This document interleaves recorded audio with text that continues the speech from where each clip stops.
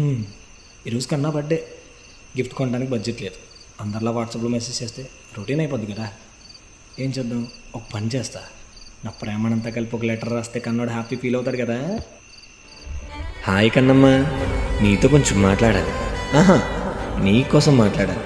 First thing, నా 22 ఏళ్ళ జీవితంలో ఏదన్నా అద్భుతం జరిగిందంటే అది నువ్వేనేమో. ఎందుకు తెలుసా? మన వల్ల ఎవరైనా ఏడిస్తే అది తప్పు, మన కోసం ఎవరైనా ఎక్కెక్కి ఏడిస్తే అది ప్రేమ. ఆ ప్రేమ నేను నీలోనే చూశాను. నీకోసం ఎంత మాట్లాడాలన్నా మాటలు సరిపోవు. కొన్నిసార్లు ఏడిపించావు, నవ్వించావు, ఎన్ని చేసినా ఎప్పుడు ప్రేమిస్తూనే ఉన్నావు. నీలో నాకు నచ్చిందంటే తెలుసా, నీ స్మైల్. చిన్నప్పుడు ఆకాశంలో చందమామను చూసినప్పుడు భలే అనిపించేది. మళ్ళీ నీ స్మైల్ చూసినప్పుడు సేమ్ అదే ఫీలింగ్. నువ్వు ఎప్పుడు అలా నవ్వుతూనే ఉండాలి.